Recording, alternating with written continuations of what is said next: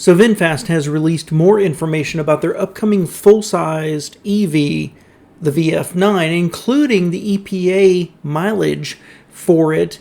And of course, the blogosphere has decided to start complaining about it and claiming that they are lying and pursuing deceptive practices. Welcome back to All Cars Y'all. I am John, and VinFast has a mixed history, and certainly they are ripe for some of the criticism they've seen. But there seems to be people who have made it a, if not a business, a hobby to criticize every single thing they say, even if it has absolutely no basis in reality. What we're talking about here is the VF9. This is VinFast's largest vehicle. It's a full-size SUV, and to my mind, there's nothing really out there that matches it in terms of price and size. And VinFast recently released a press release saying that it's going to get up to about 330 miles of range. And people are coming out on the interwebs and saying, well, they've been lying all along. It's all part of their deceptive business practices. This is what the company is actually about. Now, VinFast has received a lot of criticism, and most of it is honestly justified.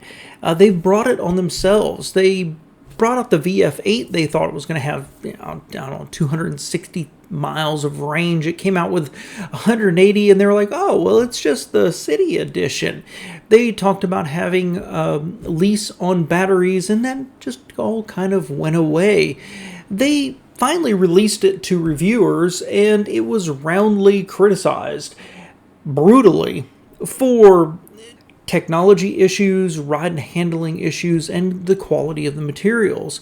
So VinFast has brought a lot of criticism on themselves, and recently, of course, they failed at an IPO, merged with an S-PAC, went on the stock exchange, and briefly were worth more than Ford or General Motors, while they were selling, honestly, in the hundreds of units. It's all kind of fishy.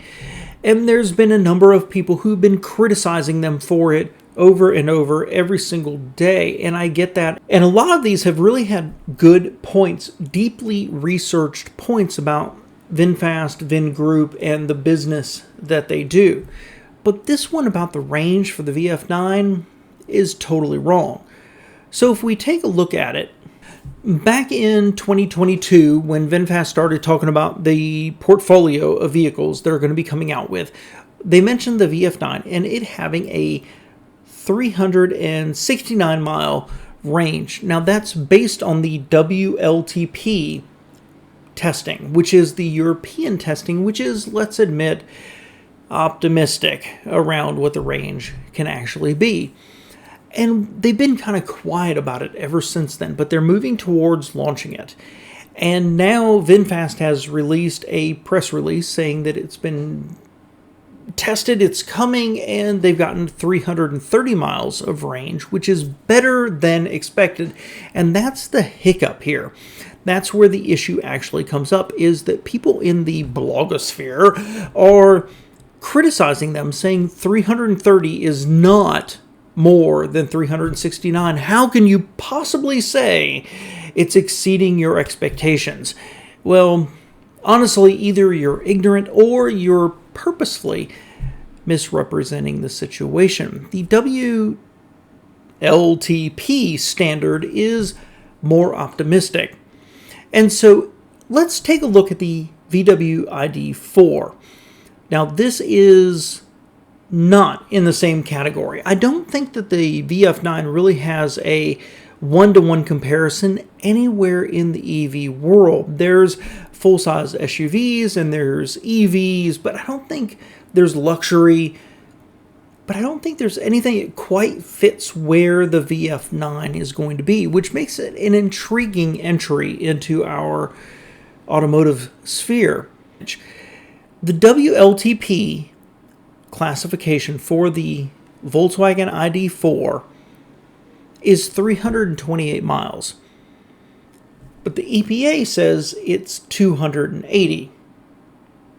Now that's about a 15% difference. The EPA says you're going to get about 85% of what the WLTP standard says. So when Vinfast comes out with the VF9, and when they started talking about it in 2022, and they said it's going to get 369 miles, that was based on the WLTP. In fact, the article I've seen, the post I've seen which criticizes this, actually references an article from CarBuzz that says it is the WLTP and the future standards should be lower than this. They came up with this 369 miles. Now, based on that 15% losses, that 85% the EPA gives, you would expect about a 315 mile range for the VF9. But they've come up with an actual 330, which is why VinFast has come out with that press release saying that here's 330 and it's better than we expected. But still, there's criticism about why VinFast is misleading everyone, but it's absolutely not the case. They've said all along, and articles have said all along, it was by the European standard, which would be different than the EPA. Now, is this a good number?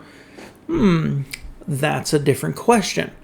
On the one hand, yes, it's well over 300. It's, I think, more in line with what people really need in their EVs. But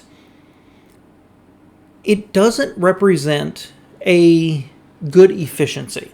This is a huge battery in the VF9. And to be fair, VinFast is changing everything. They had multiple different levels and different battery sizes, and it's all a little vague what they're going to be offering right now.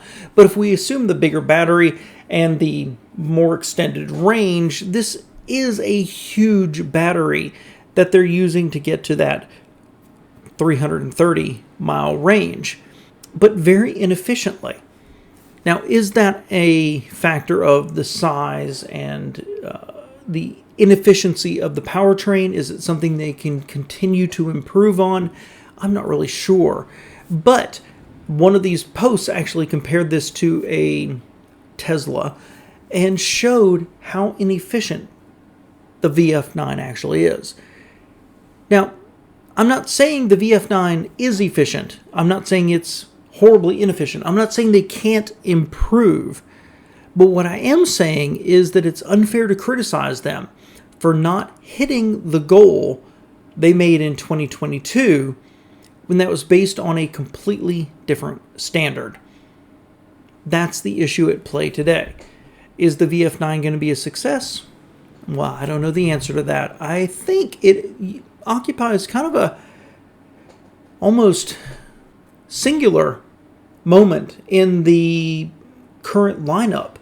You've got full-size SUVs that are gas-powered. You've got super expensive SUVs that are EV-powered, and you've got cheaper stuff. I think the VF9 kind of occupies this interesting space, and it'll be interesting to see whether buyers accept it and are willing to pay that $80,000 to $90,000 price for it.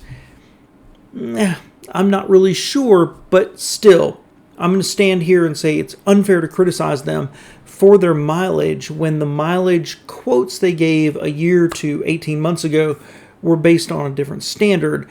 Now they're saying they're doing better than expected because the expected was 315, and now the EPA is saying 330. I think they're doing a good job there. Thanks for being here. Let me know your thoughts below, guys.